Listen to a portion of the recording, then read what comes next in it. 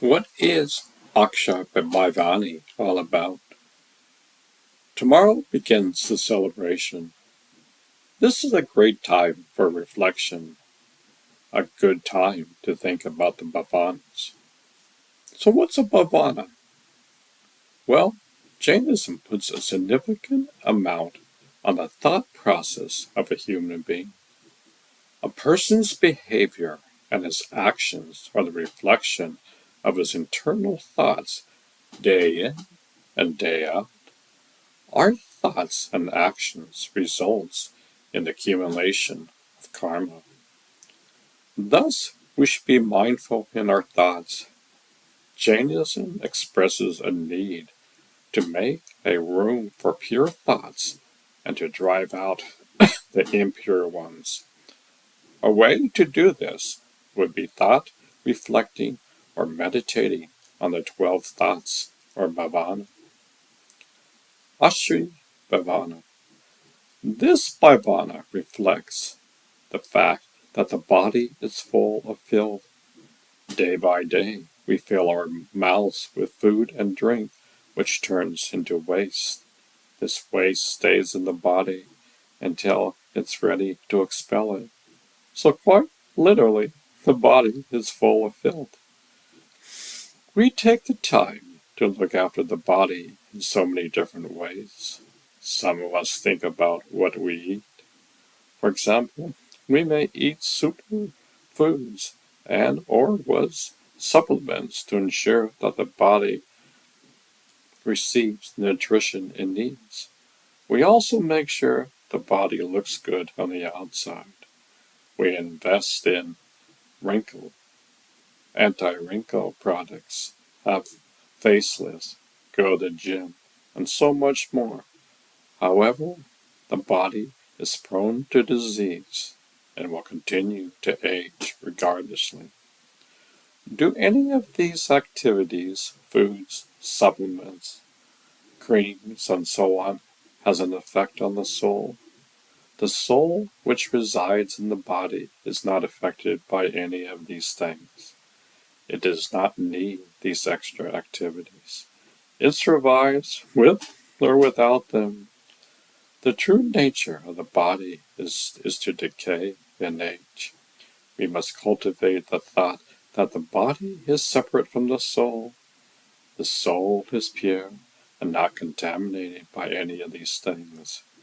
An example of the body being prone to disease can be understood through the example of Sigmund Freud. He was the father of modern psychiatry, and he was diagnosed with mouth cancer in the late 1930s. He underwent 30 operations to remove the tumor in his jaw. He then died in 1939. All humans, despite their age, gender, and status, are susceptible to disease. The one thing humans have in common is the fact that they have a body. The body goes through the affairs of disease, lack of nutrition, and so on. The other thing that humans have in common is they have a soul. The soul does not experience the pains that the human body does. Can you cultivate this and detach from what your body embraces and endures? So what's good about any of this?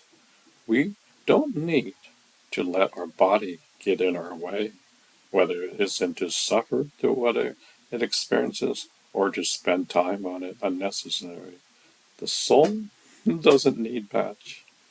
Once we realize what the body is and recognize the purpose, we will be able to detach from all these things the body needs, wants, and experiences, and focus on what the soul needs instead. Then we'll have more time to reflect on our soul. We'll have more energy, and we will progress further on the spiritual path. Remember, the fruit of the path is freedom from all this. The 12 Bhavanas described here are the subject matters or of one's meditation and how to comply one's mind with useful, religious, beneficial, peaceful, harmless, spiritual, and advancing karma-preventing thoughts. They cover a wide field of teachings of Jainism.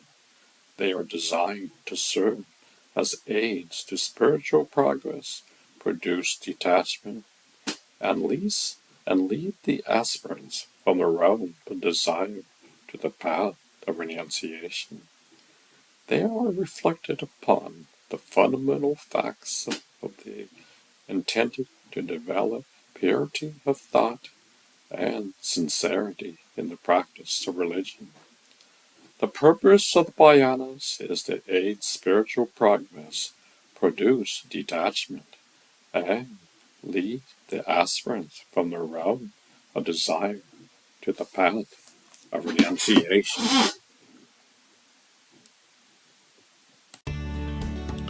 The human body is impermanent. This human body is impermanent. I've been involved in preventative medicine since I was 18 years old. That's a good 15 years ago. I have been in great shape most of my life. From first grade to 12th grade, I didn't miss a day of school. Yet the older I get, I see my body. The cog is getting older. This year, I took a 12-week healing course from the Tibetan Buddhist. During this course, I had a major health crisis in my life. Take a look at my book, and you'll see what I mean. Anyway, we all must fine-tune the guitar of life. Yet eventually, we must leave this world. As Bugs Bunny once said, don't take life so seriously, 'cause you would never get out of it alive. Mind you, I still believe in preventative medicine. With this crisis, I took it as a blessing in disguise. I am now down to the same weight I was in high school. The doctors were amazed at the transformation in such a short time. My doctors told me if you came in 6 months later, this would be a different story altogether. To minimize pain and suffering, they take care of your mind and body. It's the only one you get, at least for this go around. This world at large is oblivious to preventive medicine.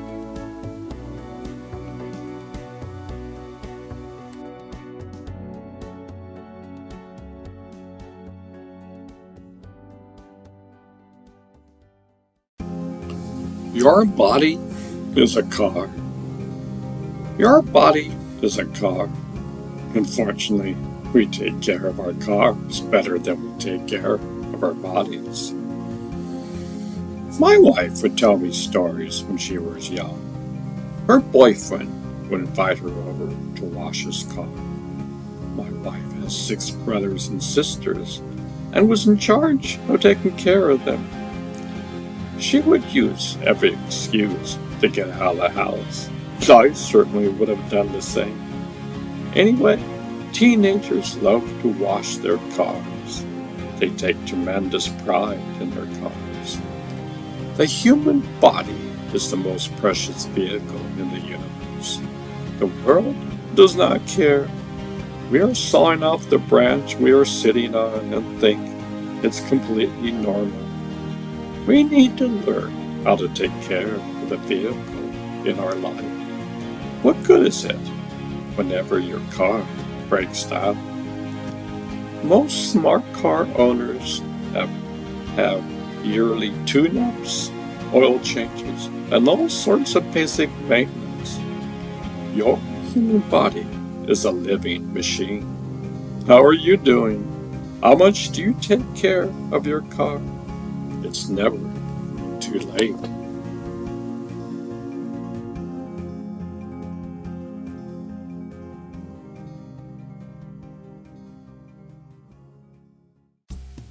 What is Autophagy. If you've been practicing intermittent fasting for a while, you might have heard that autophagy is one of the many benefits. But what is it, and why is it so important for your health? This blog post explores the concept of autophagy, how it happens in your cells, and why intermittent fasting is much more than just weight loss. Autophagy is a vital process our cells do for keeping themselves working properly. It involves packaging damaged cells, components, and transferring them to a recycling plant within the cell, called the lysosome, where they are broken down and reused. Your cells maintain low levels of autophagy all the time, but they ramp it up when nutrients are low or when there is increased demand for energy, aka when you're fasting or working out. When you fast or exercise, your body can remove old components if they have accumulated too much damage, or turn them into things your cells can use. This gives you sugars and other building blocks that can power you through a fast or a workout. When your cells are ready for autophagy, three things occur. 1. A cup shape of structure known as phago begins to form around damage. 2. The edges of the pylori re-extend and fuse, forming a new structure known as the autophagosome. This is the recycling bin that will contain the damaged material. The autophago.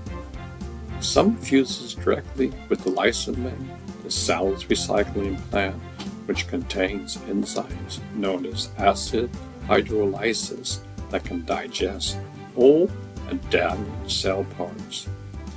This process generates sugars, amino acids, and fatty acids that cells can repurpose, and it gets rid of dangerous things that can cause disease, such as fatty acid proteins and even bacteria and viruses. Autophagy can be ramped up and decreased as needed. mTOR is a protein that normally keeps autophagy levels down. It becomes active when you eat, and there are plenty of nutrients around for your cells to use. When this is the case, your cells don't bother with autophagy because there is no need to recycle anything when nutrients are plentiful.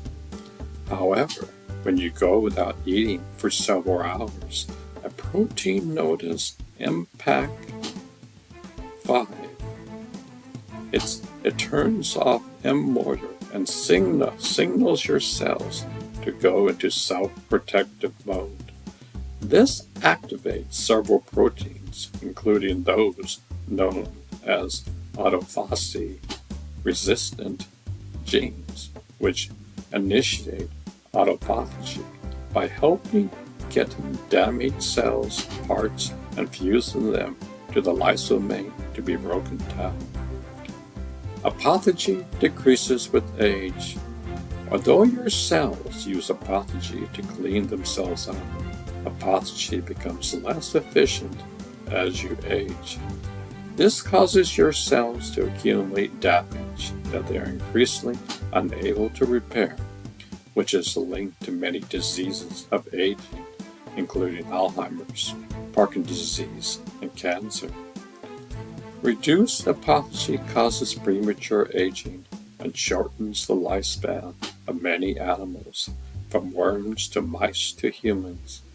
Since mTOR puts the brakes on autophagy and its levels go up during aging, scientists think that increased mTOR might be the link between aging and reduced autophagy.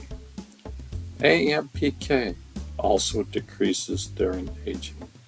Decreased AMPK might act in concert with mTOR to suppress autophagy in aging cells.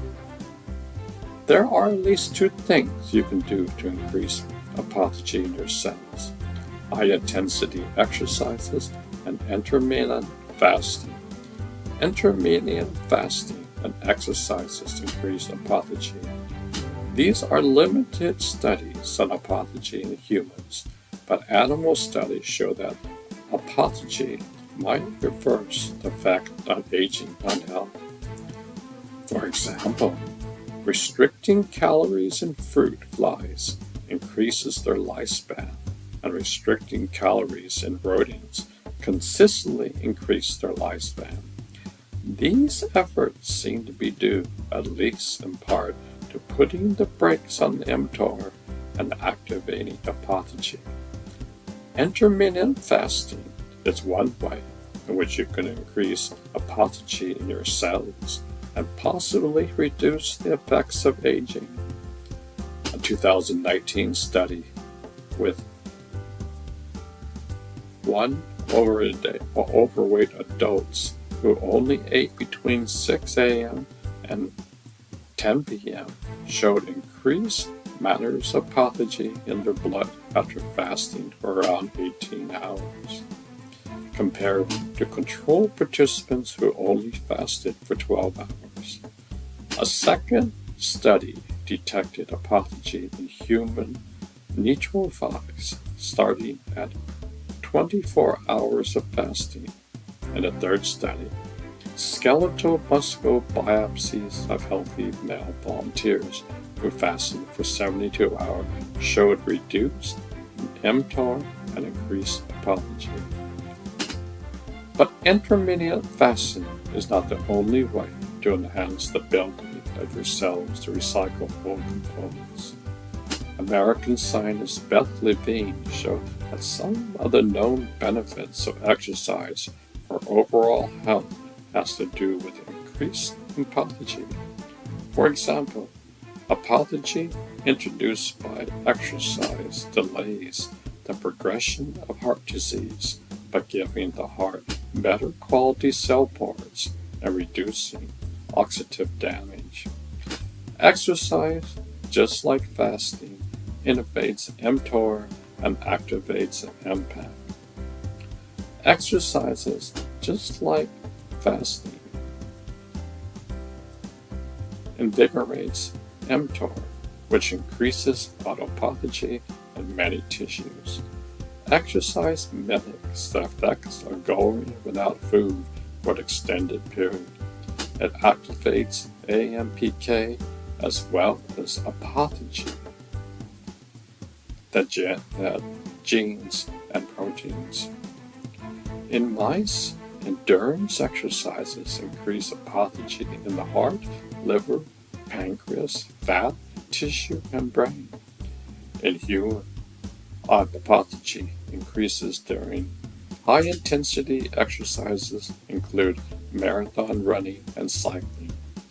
Autophagy can regenerate your cell components, protect your brain by removing damaged proteins, keep diseases away by getting rid of foreign bacteria and viruses, provide your cells with energy when food is scarce, and protects you from DNA damage.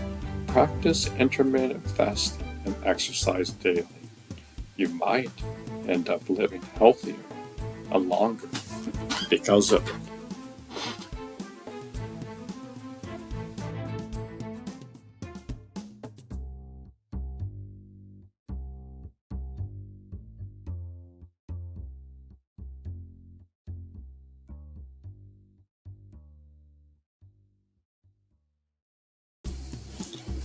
In 1976, I took a year-long course of massage therapy and natural medicines. One of my teachers was an Ayurvedic medicine practitioner. One day, he asked if anyone would like to have a session using a certain rock that would cleanse their body. Being Extremely inquisitive as I am, I was the only one who took him up on the offer. It was quite an adventure. It was almost like a spiritual journey. My body, mind, and soul loved it. It was quite beneficial to the mind and body.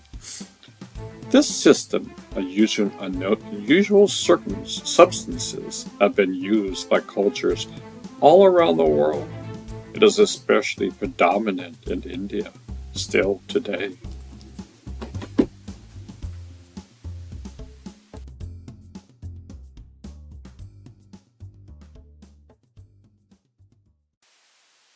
The miracle of you, the teachings of Mahavira. Friends, I'm very happy to be with all you to share some experiences, insights, and thoughts of the great enlightened Mahavira. He was a living example of awareness, reverence for life, and nonviolence.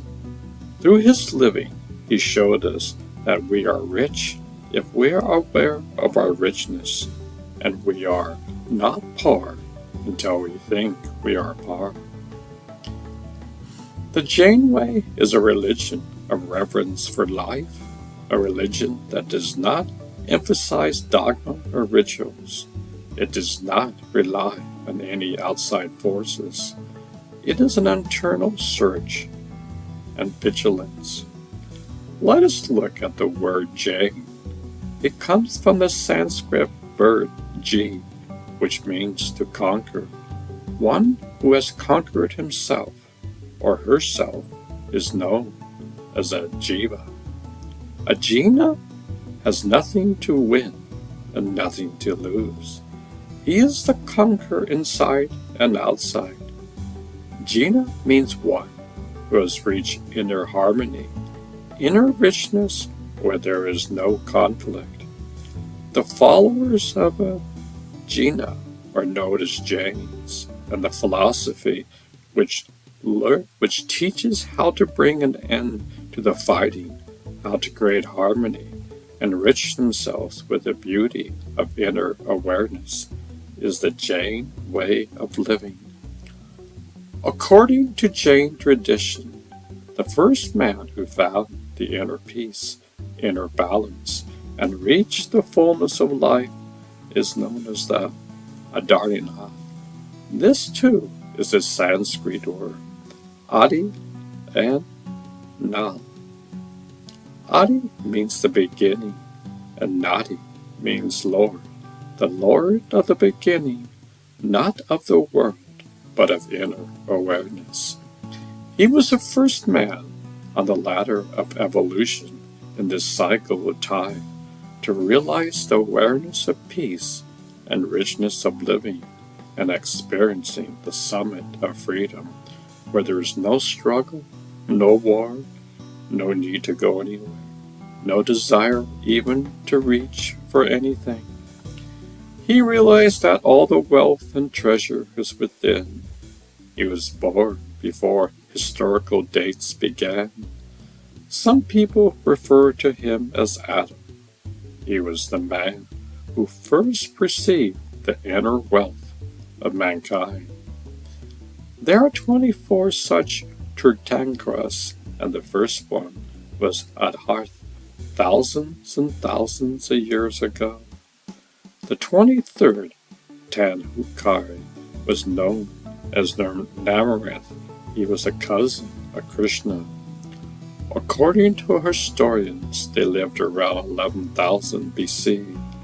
Dharanamith was a compassionate soul who left home after seeing the agony of animals about to be butchered for his wedding feast and ceremony. When he saw the animals crying out in pain and fear, he thought, all the misery and torture for a marriage feast, a joy for one causes pain to so many, for a few hours' pleasure. This is not fair. No, I do not want this marriage.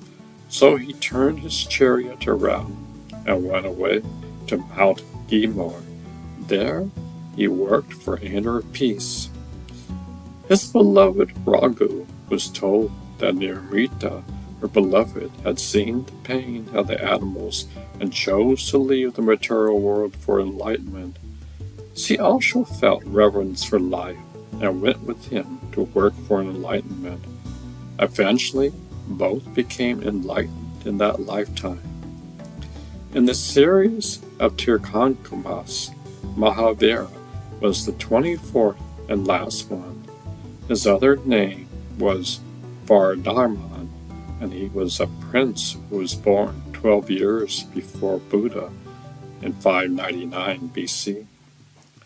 He lived for 30 years in the palace, but he saw the pain, sorrow, and suffering in the world outside, and he thought, how can I enjoy living in a palace while mankind is suffering? What is the meaning of those worldly pleasures, which have diminishing returns? Can I not use my life to bring the light of enlightenment to all living beings in order to show the cause of sorrow and suffering? So he asked his older brother, Narnitadam, to give his consent to him to renounce the world.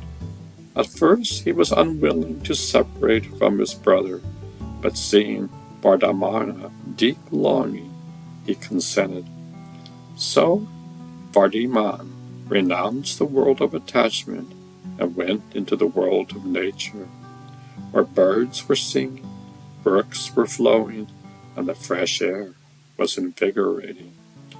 In his natural atmosphere, he started a journey of 12 years to purify his body, mind, and soul, purifying his body with austerity and fasting, his speech with silence, his mind with meditation. In the height of this purification, he found his freedom and experienced the pure self, the pinnacle of enlightenment. When we reach the height of enlightenment, we see that there's nothing outside to reach.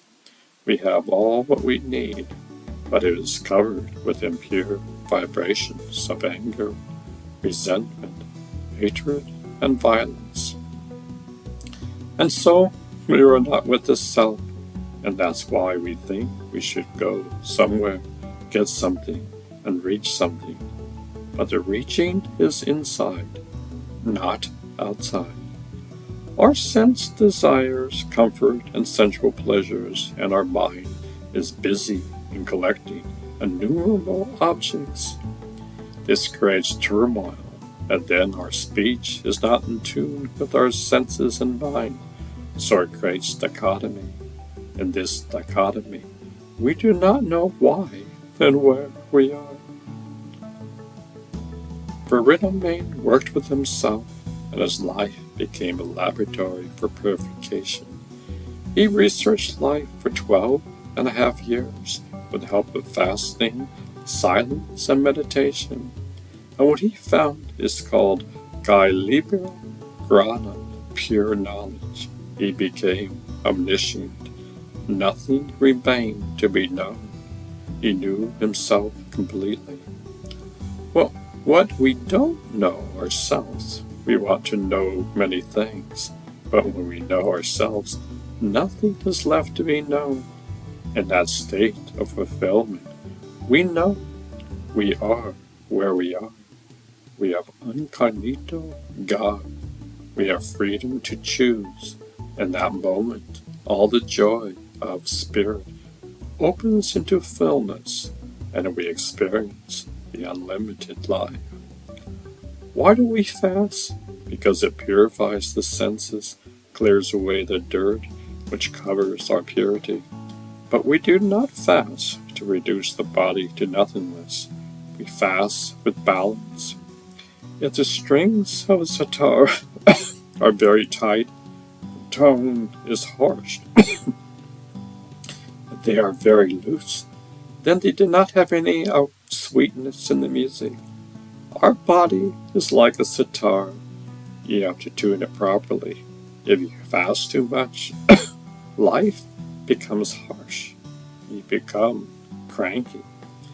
If a person's sees sensual pleasure too much, the life is diluted and becomes, or she becomes, a house of disease. This is why one has to be involved, in tune, like the sitar. That is the art of fasting. By silence, we mean not only speech, but silence in thought also. Sometimes thoughts speak louder than words. They can create a riot inside. To bring silence in thoughts is the greatest art.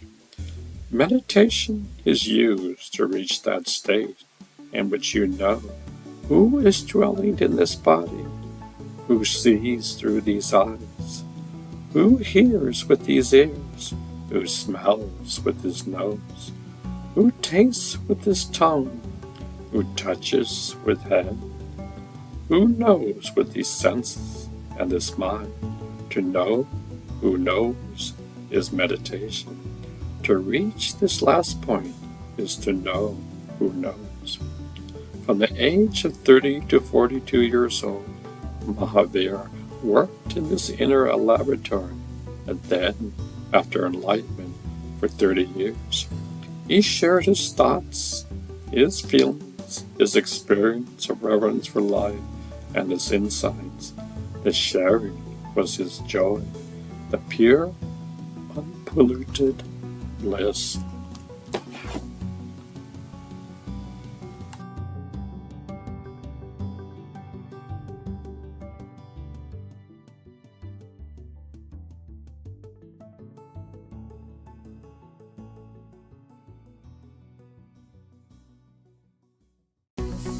What is intermittent fasting? Intermittent fasting is an eating pattern that cycles between a period of fasting and eating. It doesn't specify what foods you should eat, but rather when you should eat them. In this respect, is not a diet in the conventional sense, but more accurately described as a eating pattern. Common intermittent fasting methods involve daily 16-hour fast or fasting for 24 hours twice per week. Fasting has been a practice throughout human evolution. Ancient hunter-gatherers didn't have supermarkets, refrigerators, or food available year-round. Sometimes they couldn't find anything to eat. As a result, humans evolved to be able to function without food for extended periods. Fasting from time to time is more natural than always eating 3 to 4 or more meals per day. Intermittent fasting methods. There are several different ways of doing intermittent fasting, all of which involve splitting the day or week into eating and fasting periods. During the fasting periods, you eat either very little or nothing at all. These are the most popular methods. The 16x8 method, also called the Ligarian's protocol, it involves skipping breakfast and restricting your daily eating period to 8 hours, such as 1 to 9 p.m. Then you fast for 16 hours in between. Eat, stop, eat. This involves fasting for 24 hours, once or twice a week. For example, by not eating from dinner one day until dinner the next day. The 5-2 diet. With this method, you consumed only 500-600 calories on 2 non-consecutive days of the week, but eat normally the other 5 days. By restricting your calorie intake, all of these methods should cause weight loss as long as you don't compensate by eating much more during the eating periods. Many people find that the 16x8 method is the most simplest, the most sustainable, and easiest to stick to. It's also the most popular. Summary. There are several different ways to do intermittent fasting. All of them split the days or week into eating and fasting periods. How it affects your cells and hormones. When you fast, several things happen in your body on a cellular and molecular level. For example, your body adjusts hormone levels to make stored body fat more accessible. Your cells also initiate important repair process and change the expression of genes. Here are some changes that occur in your body when you fast. Human growth hormone, HGH. The level of growth hormone skyrockets, increasingly as much as 5-fold. This has benefits for fat loss and muscle gain. To name a few, it's 4T, 5T, 6T, 7T. Insulin sensitivity improves and levels of insulin drop dramatically. Lower insulin levels make stored body fat more accessible. Cellular repair. When fasting, your cells initiate cellular repair processes. This includes autophagy, where cells digest and remove old and dysfunctional proteins that build up inside cells. Gene expression. These are changes in the function of genes related to longevity and protection against disease. These changes in hormone levels, cell function, and gene expression are responsible for the health benefits of intermittent fasting. When you fast, human growth hormone levels go up and insulin levels go down. Your body cells also change the expression of genes and initiate important cellular repair processes.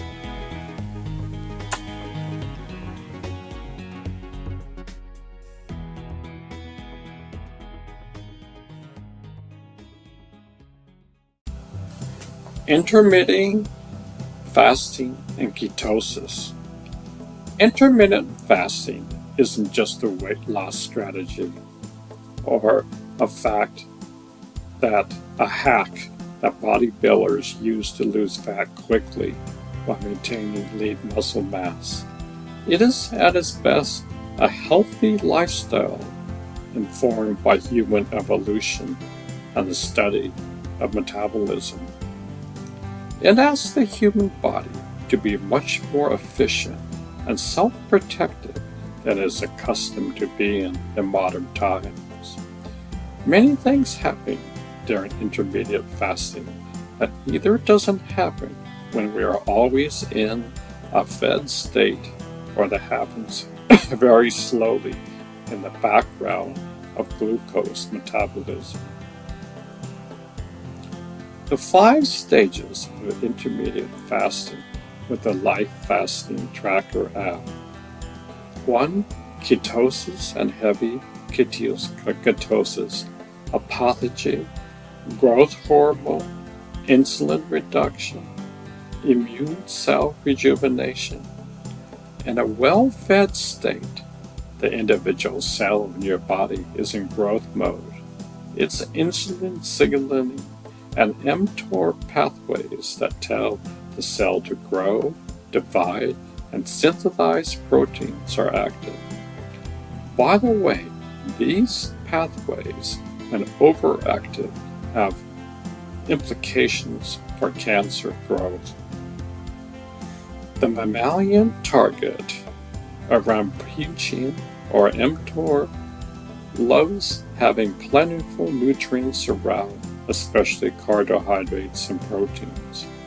When active, mTOR tells the cell not to bother with autophagy, literally cellular self-eating, the recycling and cleanup process that rids your body of damaged and misfolded proteins, for example. The well-fed cell isn't worried about being efficient in recycling its components. It's too busy growing and dividing. In a well-fed state, your cells and these components are also highly acylated. This means that various molecules in your cells, including the packaging proteins called histamines that wrap your DNA up nicely within the core of your cells, are decorated with acyl groups on that lysine amino acid residues. Don't worry if you don't understand that jargon in that last sentence. What you need to know is that the well-fed cell has many genes, including those associated with cell survival and proliferation turned on. This is because aggregation tends to loosen the packaging proteins that normally keep your DNA wrapped up and let your DNA be used for protein production. While your cells turn on cellular growth and proficient genes when you aren't fasting, they also turn other genes on. These include genes related to fat metabolism, stress resistance, and damage repair. Actually, with intermittent fasting, some of your fat gets turned into ketone bodies that appears to reactivate these genes, leading to lower inflammation and stress resistance in the brain, for example. But during starvation, things are very different. When you practice intermittent fasting, your body reacts to what it sees as environmental stress, low food availability, by changing the expression of genes that are important in protecting you from, stress. We have a well-preserved starvation program that kicks our cells into a completely different state when foods, particularly glucose or sugar, isn't around. With intermittent fasting and exercises, you activate the MPK signaling pathways. AMP activated protein kinase is the brake to mTOR's gas pedal. AMPK signifies the cell to go into a self-protective mode, activating autophagy and fat breakdown, and it inhibits mTOR.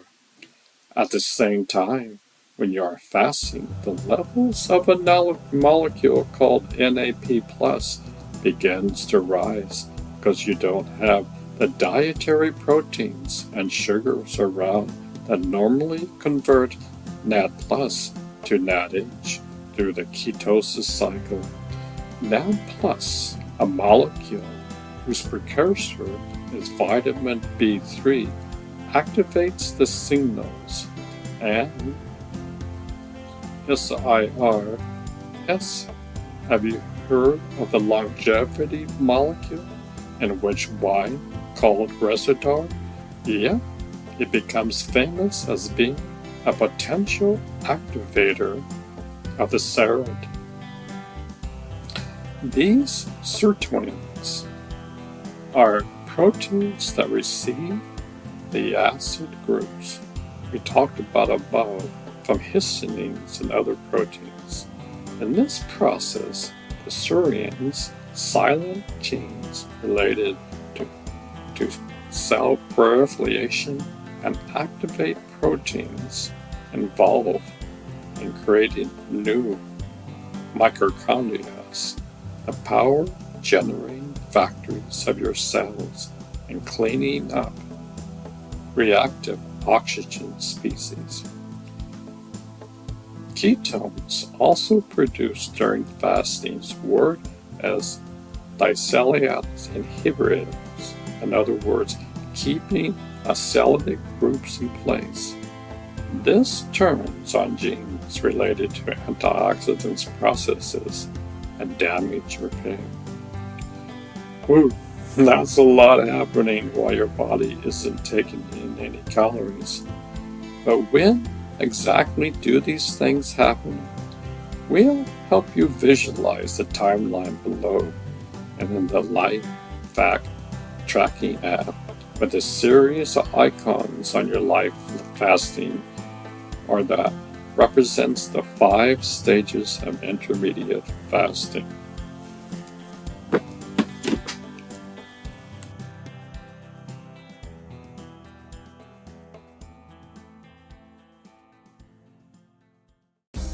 The 5 stages of intermittent and prolonged fasting. By 12 hours, you enter the metabolic state called ketosis. In this state, your body starts to break down and burn fat. Some of this fat is used by the liver to produce ketones. The 2 main ketones, acetate and hydroxide BHB, serve as an alternate energy source for the cells of your heart, skeletal, muscle, and brain when glucose isn't readily available. Did you know your brain uses up to 60% of your glucose when your body is resting? During intermediate fasting, ketone bodies are generated by your liver, partly replace glucose as fuel for your brain, as well as other organs. This ketone usage by your brain is one of the reasons that intermediate fasting is often claimed to promote mental clarity and positive mood. Ketones produce less inflammatory products as they are being metabolized than does glucose, and they can even kickstart production of the brain growth factor, BDNF. Ketones have also been shown to reduce cellular damage and cell death in neurons, and also reduce inflammation in other cell types. By 16 hours, you switch from fat-burning mode and are generating significant ketones. You can now begin to measure blood ketone levels above your baseline values. Under normal conditions, the concentration of ketones in your plasma ranges between 0.05 and 0.1. When you fast or restrict the carbohydrates in your diet, this concentration can reach 5.7. You can help accelerate ketone production with some heart-pumping exercises. For example, intermediate fasting combined with running causes reviving of nerve cells in the brain, which leads to improved learning and memory in lab animals. As your level in their bloodstream rises, ketones can act as a signaling molecule similar to hormones to tell your body to ramp up stress-busting pathways that reduce inflammation and repair DNA. For example, within 24 hours, your cells are increasingly recycling old components and breaking down misfolded proteins linked to Alzheimer's and other diseases. This is a process called autophagy. Autophagy is an important process for cellular and tissue regeneration. It removes damaged cell components, including misfolded protein. When your cells can't or don't initiate autophagy, bad things happen, including neurodegenerative diseases, which seem to come about as a result as to reduce apophagy that occurs during aging. Intermittent fasting accelerates the AMPK signaling pathway and inhibits mTOR activity, which in turn activates apophagy. This only begins to happen, however, when you substantially delete your glucose stores and your insulin levels begin to drop. Intermittent fasting is one way in which you can increase apophagy in your cells and possibly reduce the effects of aging. A 2019 study with 11 overweight adults who ate only between 8 a.m. and 2 p.m. showed increased markers of apophagy in their blood after fasting for around 16 hours compared to controlled participants who only fasted for 12 hours. A second study detected apophagy in human neophytes starting at 24 hours of fasting. In a third study, skeletal muscle biopsies of healthy male volunteers who fasted for 72 hours showed reduced mTOR and increased apophagy. In mice deprived of food, apophagy increased after 24 hours, and this effort is magnified in cells of the liver and brain after 48 hours.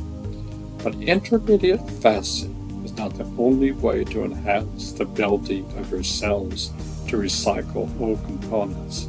Some of the known benefits of exercises for overall health have to do with increased apophagy. For example, apophagy induced by exercises delays the progression of heart disease by giving the heart better quality cell parts and reducing oxidational damages. Exercises just like intermittent fasting inactivates the mTOR, which increases apophagy in many tissues.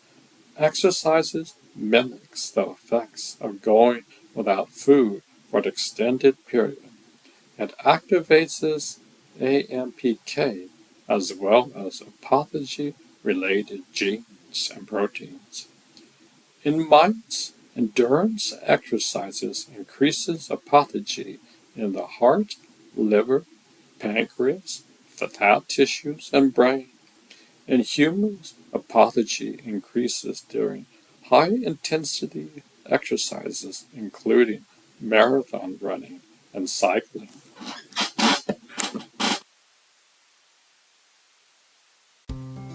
Coffee and ketones. Studies show coffee in the morning increases ketone levels. Researchers in Canada found that coffee habits helps your body produce ketones, and as participants drank more coffee, ketones in the blood increase. What the study says, drinking coffee in the morning increases ketone biomarkers by 88% for up to 4 hours after drinking it. Coffee consumption broke down fats in the body and increases free fatty acids, FTA, in the blood, which the liver converts to ketones. The ketones produced after drinking coffee contribute to 5% of the brain energy needs.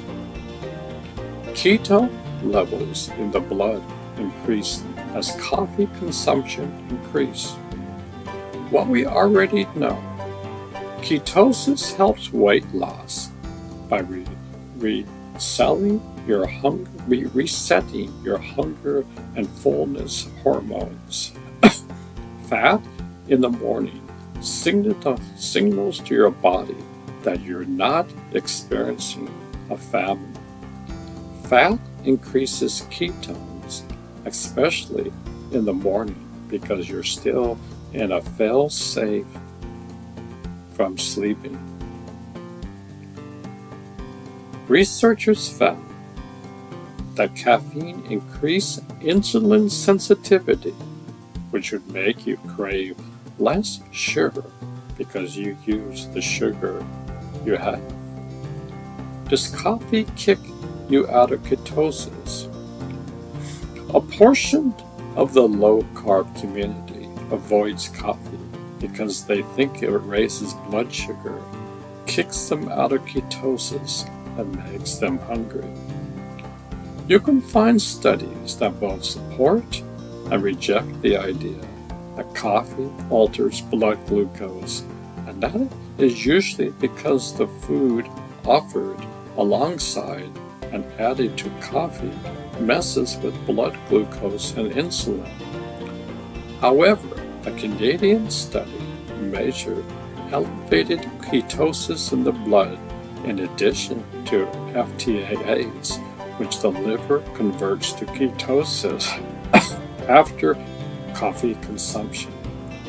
All that ketone power gives you steady energy and mental stamina to make it through your intermediate fast without even thinking about food.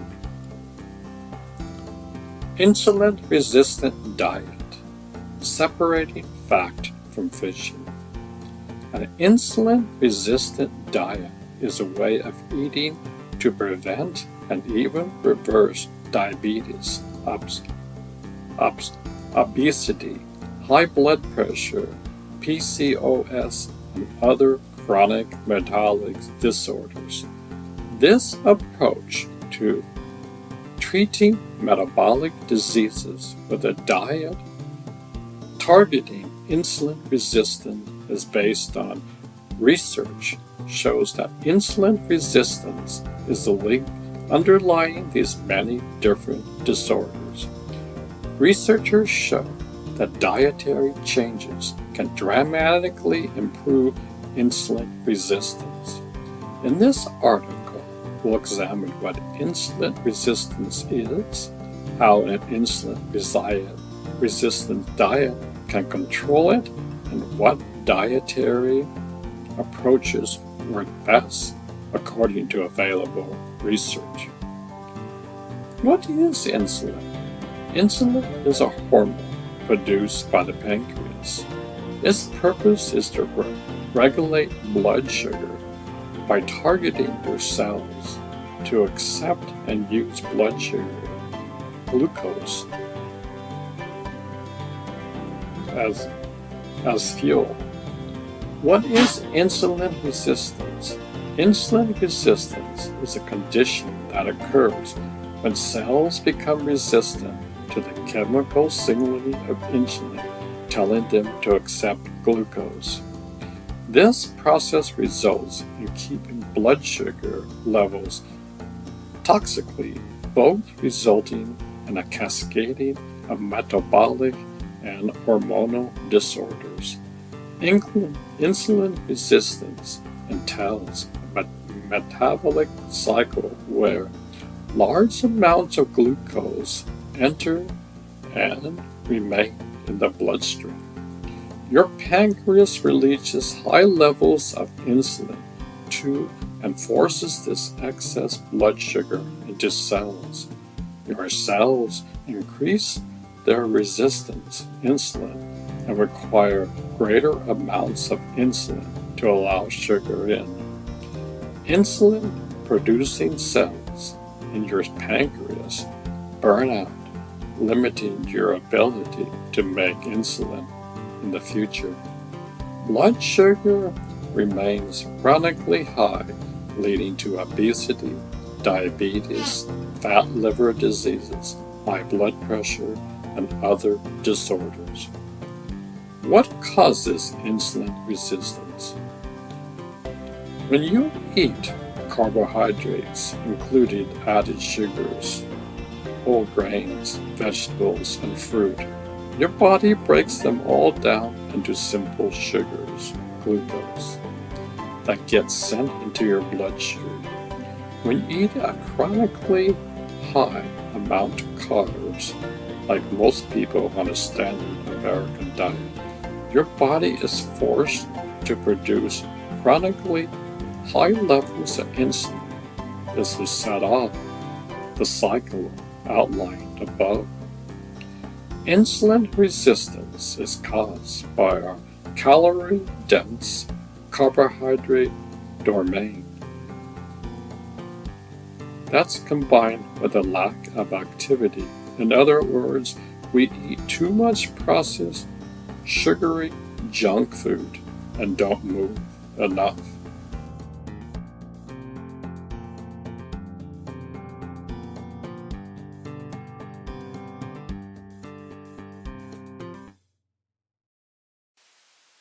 How can diet prevent and reverse insulin resistance? For decades, the mainstream protocol for an insulin-resistant diet called for consuming fiber-rich whole grains, fruits, and vegetables. Cutting fat. Why fiber? The protocol is centered on the idea that fiber slows down the digestion of carbohydrates into glucose, blood sugar, protecting against glycemic blood sugar spikes. Redistributing glycemic spikes in turn requires insulin spikes. Why cut fat? The embargo on that has to do with the fact that 1 gram of fat provides twice as many calories as 1 gram of protein or carbs. Since most people with metabolic symptoms are obese, nutritionists see a need to reduce overall caloric intake. However, as we are mentioning above, grains, vegetables, and fruits all get broken down into simple sugars that require insulin. This begs the question, is a high-carb diet effective against insulin resistance? And are there better low-calorie options? Interestingly, a 2005 study set out to explore that question, which we'll look at in more detail next. Mediterranean Keto for insulin resistance. The Mediterranean Keto diet takes the keto-friendly foods found in a traditional Mediterranean diet and formulates them into an eating plan that meets the keto macronutrients ratios of 70 to 80% fat, 50 to 20% protein, and 10% carbs. A typical Mediterranean keto consists of fish and seafood as the primary source of protein and animal fat. Olive oil is the primary source of added fat. Green vegetables and salads as the main source of carbohydrates. 1 to 2 cups of red wine per day. A 2011 pilot study was conducted to look at the effects of what research called the Spanish Keto Mediterranean diet. After 12 weeks, the studies found that fasting blood sugar levels dropped from a pre-diabetic 113 to an ideal 9. Subjects lost an average of at least 20 pounds. No participants no longer had metabolic syndrome.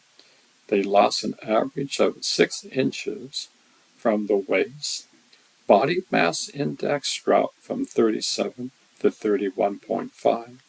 This represents a change from class 2 obesity to the low end of class 1, an increase in good HDL cholesterol from 44 to 58, a decrease in triglycerides from 224 to 139, a change from pre-hypertension to normal tension. Markers for fatty liver decrease including liver enzymes and their fat reduced and in some cases completely reversed. It is interesting to note that though most participants completed the study still on the lower scale of obesity, their metabolic syndrome was completely reversed.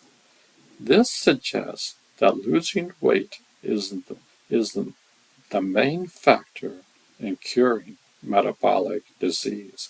Rather, the power of these changes is attributes to the diet itself. The takeaway: a Mediterranean keto way of eating is less likely an effective insulin resistance diet. High fat, low carb versus low fat, high carb. In 2004, researchers set out to determine the effects that two popular diets had on insulin resistance. They compared the standard insulin diet of high carb, high fiber, and low fat against both a low carb, high fat Atkins diet and a low carb, high protein zone diet. This study followed 96 obese and insulin-resistant women for 6 weeks. Researchers found that reduction to body weight, waist circumferences, triglycerides, and insulin levels decreased with all three diets, but reductions were significantly greater in the high-fat and high-protein groups than in the high-carb groups. They concluded these observations suggest that the popular diets reduced insulin resistance to a greater extent than the standard dietary advice did. In 2006, researchers conducted a similar study, 2006, dividing 63 obese participants into three groups, eating calorically equal portions. Group 1 ate a very low-fat diet where 70% of calories came from carbs, 10% fat, saturated fat, and 20% protein. Group 2's diet was a highly unsaturated fat with 50% carbs, 30% fat, and 20% protein. Group 3 ate a ketogenic diet, or what researchers called a very low carbohydrate diet that was 41% carbs, 66% fats, and 36% protein. After each week, each diet showed similar restrictions and reductions in body weight and fat loss. The high-carb diet, however, hovered, varying insulin by 33%, while the HUF diet lowered insulin by 19%. Not surprisingly, the VLF diet showed zero impact on insulin levels.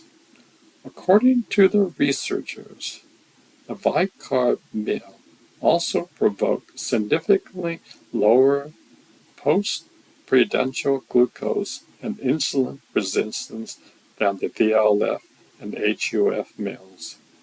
In addition to the effects on insulin, the high-carb diet also reduced triglycerides more than any other diet.